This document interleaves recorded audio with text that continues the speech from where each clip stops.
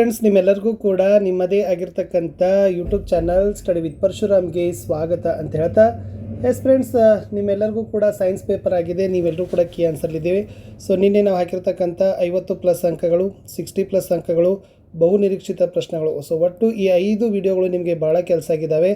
So ಯಾರೆಲ್ಲ video watch ಮಾಡಿದ್ದೀರಿ ಆರಾಮಾಗಿ 60+ ಪ್ರಶ್ನೆಗಳು ನಿಮಗೆ ಸಿಕ್ಕಿದ್ದಾವೆ ಅಂತ ನಮಗೆ ಗ್ಯಾರಂಟಿ ಇದೆ.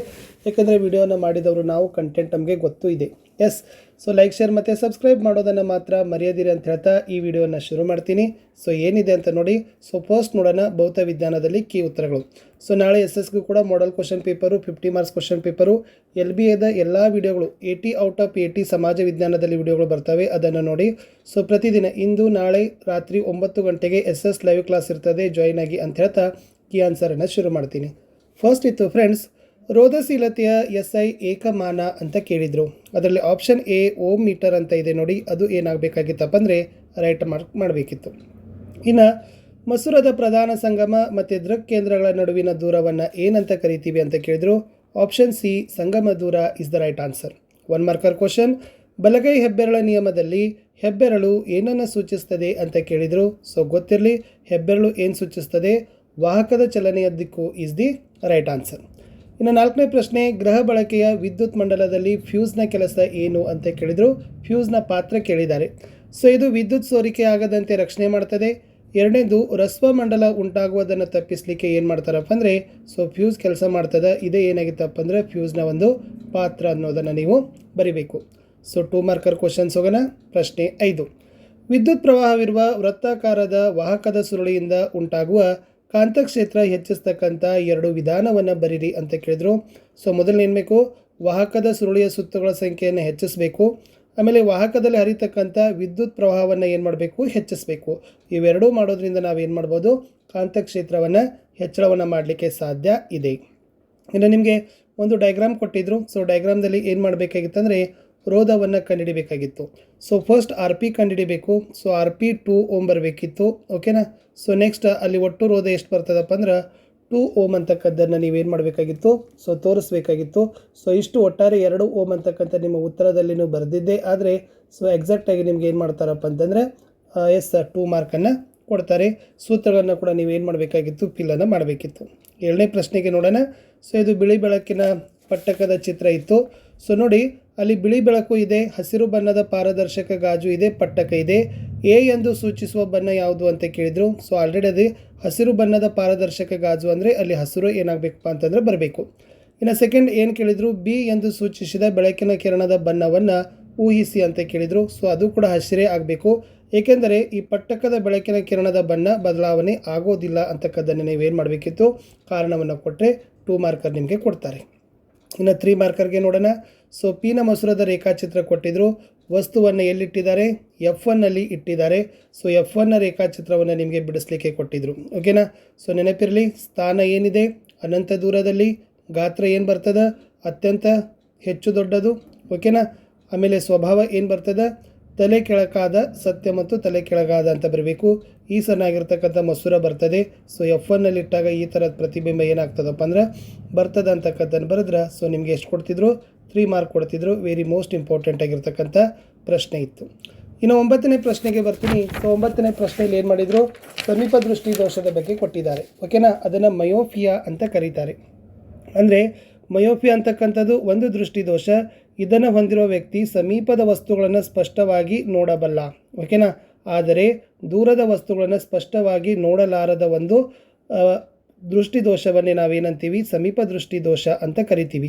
ಅಂದರೆ ಈ ವ್ಯಕ್ತಿಗೆ ದೂರದ ಬಿಂದು ಅನಂತಕ್ಕಿಂತ ಹತ್ತಿರವಿರ್ತದೆ. ಆಮೇಲೆ ಸಮೀಪ ದೃಷ್ಟಿಯುಳ್ಳ ಕಣ್ಣಿನಲ್ಲಿ ದೂರದ ವಸ್ತುವಿನ ಬಿಂಬ ರೆಟಿನಾದ ಮೇಲೆ ರೂಪುಗೊಳ್ಳದೆ ರೆಟಿನಾದ ಮುಂಭಾಗದಲ್ಲಿ ರೂಪುಗೊಳ್ಳುತ್ತದೆ ಅನ್ನೋದನ್ನು ನೀವು ಬರಿಬೇಕಿತ್ತು. ನಾನು ಹೆಚ್ಚಿಗೆ ಕೊಟ್ಟಿದ್ದೀನಿ. ಸೊ ಆಮೇಲೆ ಮುಖ್ಯವಾಗಿ ಕಾರಣಗಳನ್ನು ಕೇಳಿದ್ದಾರೆ. ಫಸ್ಟ್ ಕಾರಣ, ಕಣ್ಣಿನ ಮಸೂರದ ವಿಪರೀತ ವಕ್ರತೆ ಬರಿಬೇಕು. 2ನೇದು, ಕಣ್ಣು ಗುಡ್ಡೆ ಸಹಜ ಸ್ಥಿತಿಗಿಂತ ಉದ್ದವಾಗಿರೋದು ಅಂತ ಬರಿಬೇಕು. ಆಮೇಲೆ ದೋಷ ನಿವಾರಣೆಗೆ ಯಾವುದನ್ನು ಬಳಸ್ತೀವಿ? ಸೂಕ್ತ ಸಾಮರ್ಥ್ಯದ ನಿಮ್ನ ಮಸೂರವನ್ನು ನಾವೇನು ಮಾಡಬೇಕು? ಉಪಯೋಗವನ್ನು ಮಾಡಿ ಸಮೀಪ ದೃಷ್ಟಿ ದೋಷವನ್ನು ಬಳಸ್ತೀವಿ. ಆವಾಗ ಏನಾಗ್ತದಪ್ಪ ಅಂದರೆ ಈ ನಿಮ್ನ ಮಸೂರದಿಂದ ಪ್ರತಿಬಿಂಬ ರೆಟಿನಾದ ಮೇಲೆ ಉಂಟು ಮಾಡುವಂತೆ ನಾವೇನು ಮಾಡ್ಬೋದು? ದೋಷ ಸರಿಪಡಿಸಬಹುದು ಅಂತ ಬರೆದ್ರೆ ಸೊ 3 ಮಾರ್ಕ್ಸ್ ಕೊಡ್ತಾರೆ. ಇದು ಕೂಡ ಇಂಪಾರ್ಟೆಂಟ್ ಇತ್ತು. ಮುಂದಿನ ಪ್ರಶ್ನೆ ಬರ್ತೀನಿ. ಟಿಂಡಾಲ್ ಪರಿಣಾಮ. ಸೊ ಟಿಂಡಾಲ್ ಪರಿಣಾಮ ಅಂದರೆ ಗೊತ್ತಿರಲಿ, ಕಲೀಲಗಳ ಮೂಲಕ ಬೆಳಕಿನ ಚದುರುವಿಕೆ ಪರಿಣಾಮವೇ ಟೆಂಡಾಲ್ ಪರಿಣಾಮ. ಇಲ್ಲಿ ಚದುರಿಸುವಿಕೆಯ ಕಣಗಳ ಗಾತ್ರ, ಓಕೆನಾ. ಅವ್ರೇನು ಕೇಳಿದರು, ಎಸ್ ಚದುರಿಸುವ ಕಣಗಳ ಯಾವ ಗುಣ ಚದುರಿದ ಬೆಳಕಿನ ಬಣ್ಣವನ್ನು ನಿರ್ಧರಿಸ್ತದೆ ಅಂತ ಕೇಳಿದ್ರು. ಕಣಗಳ ಗಾತ್ರ ಇಸ್ ದ ಅಲ್ಲಿ ಉತ್ತರವನ್ನು ಕೊಡಬೇಕು. ಇನ್ನು ಅಪಾಯ ಸೂಚಕ ಸಂಕೇತ ಬೆಳಕಿನ ಬಣ್ಣ ಯಾವುದು ಗೊತ್ತಿದ್ದಾರೆ, ಕೆಂಪು ಬಣ್ಣ. ಸೊ ನಿಮ್ಮೆಲ್ಲರಿಗೂ ಕೂಡ ಗೊತ್ತಿದೆ. ಸೊ ಇದು ಕೂಡ ವೆರಿ ಇಂಪಾರ್ಟೆಂಟ್ ಇತ್ತು. ಇನ್ನು 10A ಕೊಟ್ಟಿದ್ರು ಒಂದು ಇದು ನಾನಿಲ್ಲಿ ಕೊಟ್ಟಿರ್ತಕ್ಕಂಥದ್ದು ಕಾಂತ ಚಿತ್ರ ಇತ್ತಲ್ಲ, ಸೊ ಕಾಂತದ ಅದು ನಾನು ಏನು ಮಾಡಿದ್ದೆ ಅಂತಂದರೆ ಇಲ್ಲಿ ನಾನು ಕೊಟ್ಟಿದ್ದೆ. ಸೊ ಈ ತರನಾಗಿರ್ತಕ್ಕಂಥ ನಿಮ್ಮಲ್ಲಿ ಕೊಟ್ಟಿದ್ದಾರೆ, ಓಕೆನಾ. ಸೊ ಈ ಕಡೆ ಕಾಂತಧ್ರುವ ಎ ಇದೆ, ಈ ಕಡೆ ಕಾಂತಧ್ರುವ ಬಿ ಇದೆ, ಈ ಕಡೆ ಎಲೆಕ್ಟ್ರಾನ್ ಪುಂಜ ಇದೆ. ಹಾಗಾದರೆ ಇಲ್ಲಿ ಎ ಅಂತ ಸೂಚಿಸಿರೋದು ಯಾವುದು ಅಂತ ಕೇಳಿದರು. ಸೊ ಎ ಅಂತ ಸೂಚಿಸ್ತಕ್ಕಂಥದ್ದು ಇದು ಕಾಂತಧ್ರುವ ಅಂತಕ್ಕಂಥದ್ದನ್ನು ಬರಿಬೇಕಿತ್ತು. ಎ ಎಂದು ಸೂಚಿಸಿದ ಕಾಂತೀಯ ಧ್ರುವ ಅದು ಏನೇ ಆಗಿ ಉತ್ತರ ಧ್ರುವ ಆಗಿರ್ತದೆ. ಸೊ ಇದು ಉತ್ತರ, ಓಕೆನಾ. ಇನ್ನು ಬಿ ಏನು ಕೇಳಿದ್ದಾರೆ ನೋಡಿ, ಈ ಊಹೆ ಮಾಡಲು ಸಹಾಯಕವಾದ ನಿಯಮವನ್ನು ನಿರೂಪಿಸಿರಿ ಅಂತ ಕೇಳಿದರು. ಇದನ್ನು ನಾವು ಊಹೆ ಮಾಡಲಿಕ್ಕೆ ಬಲಗೈ ಹೆಬ್ಬೆರಳಿನ ನಿಯಮವನ್ನು ನಾವೇನು ಮಾಡ್ತೀವಪ್ಪ ಅಂದರೆ ಊಹೆಯನ್ನು ಮಾಡ್ತೀವಿ. ಹಾಗಾದರೆ ಬಲಗೈ ಹೆಬ್ಬೆರಳ ನಿಯಮವನ್ನು ನಾವೇನಂತೀವಿ, ಮ್ಯಾಕ್ಸ್ವೆಲ್ನ ಕಾರ್ಕ್ಸ್ಕ್ರೂ ನಿಯಮ ಅಂತ ಕರಿತೀವಿ. ಇಲ್ಲಿ ವಿದ್ಯುತ್ ಪ್ರವಹಿಸುತ್ತಿರುವ ವಾಹಕಕ್ಕೆ ಸಂಬಂಧಿಸಿದಂತೆ ಕಾಂತಕ್ಷೇತ್ರದ ದಿಕ್ಕನ್ನು ಕಂಡುಹಿಡಿಯುವ ಒಂದು ಅನುಕೂಲಕರ ವಿಧಾನವನ್ನು ಈ ಮ್ಯಾಕ್ಸ್ವೆಲ್ ಹೇಳಿದ್ದಾರೆ. ಇದೇನು ಹೇಳ್ತದಪ್ಪ ಅಂದ್ರೆ, ಕಾಂತಕ್ಷೇತ್ರ ನಿಮ್ಮ ಬಲಗೈಯಲ್ಲಿ ವಿದ್ಯುತ್ ಪ್ರವಹಿಸುತ್ತಿರುವ ನೇರವಾದ ಒಂದು ವಾಹಕವನ್ನು ಹಿಡಿದಿರುವಿ ಎಂದು ಭಾವಿಸಿದರೆ ಹೆಬ್ಬೆರಳು ವಿದ್ಯುತ್ ಪ್ರವಾಹದ ದಿಕ್ಕನ್ನು, ಕಾಂತಕ್ಷೇತ್ರದ ಕಾಂತೀಯ ಬಲರೇಖೆಗಳ ದಿಕ್ಕಿನಲ್ಲಿ ವಾಹಕದ ಸುತ್ತಲೂ ಬೆರಳುಗಳು ಸುತ್ತಿಕೊಂಡಿರುತ್ತವೆ. ಇದನ್ನೇ ನಾವು ಬಲಗೈ ಹೆಬ್ಬೆರಳಿನ ನಿಯಮ ಅಂತ ಕರಿತೀವಿ ಅನ್ನೋದನ್ನು ನೀವು ಬರೆದ್ರೆ ಸೊ 3 ಮಾರ್ಕ್ಸ್ ನಿಮ್ಗೆ ಏನು ಮಾಡ್ತೀರಪ್ಪ ಅಂದರೆ ಕೊಡ್ತಿದ್ರು. ಇನ್ನು ಲಾಸ್ಟ್ ಬರ್ತೀನಿ 4 ಮಾರ್ಕರ್ ಕ್ವಶನ್ಗೆ ವರ್ಧನೆಯ ಅರ್ಥ ಕೇಳಿದರು. ಒಂದು ಮೊಸರದಿಂದ ಉಂಟಾದ ಪ್ರತಿಬಿಂಬದ ವರ್ಧನೆಯ ಬೆಲೆ +2 ಆದರೆ ಯಾವ ಮೊಸರದ ವಿಧ ಅಂತ ಕೇಳಿದರು. ಸೊ ವರ್ಧನೆ ಅಂದರೆ ಏನಪ್ಪ ಅಂತಂದರೆ ಎಸ್ ಪ್ರತಿಬಿಂಬದ ಎತ್ತರ ಮತ್ತು ವಸ್ತುವಿನ ಎತ್ತರದ ಅನುಪಾತವೇ ವರ್ಧನೆ ಅಂತ ಕರೆಯೋದು. ಸೊ +2 ಅಂತಂದರೆ ಏನಪ್ಪ ಅಂದರೆ ಅದು ಪಿನ ಮೊಸರು ಅಂತ ನೀವೇನು ಮಾಡಬೇಕಿತ್ತು, ಬರಿಬೇಕಿತ್ತು. ಆಮೇಲೆ ಇಲ್ಲಿ ಎ ಮಾಧ್ಯಮದ ವಕ್ರೀಭವನದ ಸೂಚಾಂಕ ಬಿ ಮಾಧ್ಯಮದಲ್ಲಿರುವಂತೆ ಕಡಿಮೆ ಇದೆ. ಈ ಎರಡೂ ಮಾಧ್ಯಮಗಳಲ್ಲಿ ಯಾವುದು ದೃಕ್ ಸಾಂದ್ರವಾಗಿದೆ ಅಂತ ಕೇಳಿದರೆ so B is the right answer. ಯಾವ ಮಾಧ್ಯಮದಲ್ಲಿ ಬೆಳಕಿನ ವೇಗ ಹೆಚ್ಚು ಅಂತ ಗೊತ್ತಿದ್ದಾರೆ. ಸೊ ಬೆಳಕಿನ ವೇಗ ಏನಾಗಿರ್ತದಪ್ಪ ಅಂದ್ರೆ ಅಲ್ಲಿ ಎ ಮಾಧ್ಯಮದಲ್ಲಿ ಅಂತ ಬರೀಬೇಕು. ಸೊ ಎ ಮಾಧ್ಯಮದಲ್ಲಿ ಬೆಳಕಿನ ವೇಗ ಹೆಚ್ಚಿರ್ತದೆ. ಸೊ ಇನ್ನೊಂದು ಇಲ್ಲಿ 6 ಕ್ವಶನ್ ಕೊಟ್ಟಿದ್ರು. ಸೊ 6 ಕ್ವಶನನ್ನು ಕೂಡ ನಾನು ಹೇಳ್ತೀನಿ ನಿಮಗೆ. ಪ್ರತಿಫಲನದ ನಿಯಮಗಳು ಅಂತ ಕೇಳಿದರು. ಸೊ 2 ಇದ್ದಾವೆ. ಒಂದು, ಪತನ ಕೋನ ಪ್ರತಿಫಲನ ಕೋನಕ್ಕೆ ಸಮಾನ ಇರ್ತದೆ.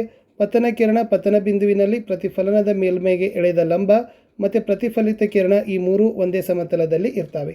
ಇನ್ನು ನಿಮ್ನ ಮೊಸರ ಮತ್ತು ಪೀನ ಮೊಸರ ನಡುವಿನ ವ್ಯತ್ಯಾಸಗಳನ್ನು ಕೇಳಿದರು. ಸೊ ಪೀನ ದರ್ಪಣ ಇದೆ, ಇದು ಪ್ರತಿಫಲಿಸುವ ಮೇಲ್ಮೈ, ಇದು ಪ್ರತಿಫಲಿಸುವ ಮೇಲ್ಮೈ, ಇದು ಮಿಥ್ಯ ಮತ್ತು ನೇರ ಪ್ರತಿಬಿಂಬ ಕೊಡ್ತದೆ. ಇದು ಯಾವಾಗಲೂ ಏನು ಮಾಡ್ತದಪ್ಪ ಅಂದರೆ ಸತ್ಯ ಮತ್ತು ತಲೆ ಕೆಳಗಾದ ಪ್ರತಿಬಿಂಬ ಕೊಡ್ತದೆ. ಇದು ಬೆಳಕಿನ ಕೇಂದ್ರ ವಿಕೇಂದ್ರೀಕರಣ ಮಾಡ್ತದೆ, ಇದು ಬೆಳಕಿನ ಕರ್ಣಗಳನ್ನು ಕೇಂದ್ರೀಕರಣ ಮಾಡ್ತದೆ ಅನ್ನೋದನ್ನು ನೀವು ಇಲ್ಲಿ ಬರೆದ್ರೆ ಸಾಕು. ಇನ್ನು ಫಿಸಿಕ್ಸ್ನಲ್ಲಿ 12ನೇ ಪ್ರಶ್ನೆ ಓಮ್ನ ನಿಯಮ ಕೇಳ್ತು. ನಾವು ನಿಮಗೆ ಅಡ್ವಾನ್ಸ್ ಹೇಳಿತ್ತು. ಸ್ಥಿರ ತಾಪಮಾನದಲ್ಲಿ ವಾಹಕ ತಂತಿಯ ನಡುವಿನ ವಿಭವಾಂತರ ಅದರ ವಿದ್ಯುತ್ ಪ್ರವಾಹಕ್ಕೆ ನೇರ ಅನುಪಾತದಲ್ಲೇ ಇರ್ತದೆ.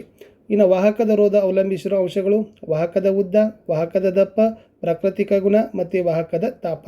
ಇನ್ನು ಬಿ ಪ್ರಶ್ನೆ ಏನಿತ್ತಂದ್ರೆ, ಒಂದು ವಾಹಕ ತಂತಿ 2 ಬಿಂದುಗಳ ನಡುವಿನ ವಿಭವಾಂತರ 1 ವೋಲ್ಟ್. ಇದರ ಅರ್ಥ ಕೇಳಿದರು.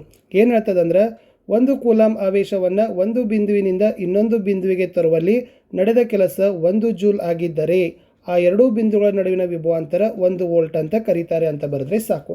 ಇಷ್ಟು ಫಿಸಿಕ್ಸ್ನಲ್ಲಿ ಕೊಟ್ಟಿದ್ದೀನಿ. ಕೆಮಿಸ್ಟ್ರಿ ಮತ್ತು ಬಯೋನು ಕೂಡ ಲೈನ್ ಅಪ್ ಮಾಡ್ತೀನಿ. Okay, nice. SS ವಿಡಿಯೋಗಳನ್ನು ತಪ್ಪದೆ ನೋಡಿ.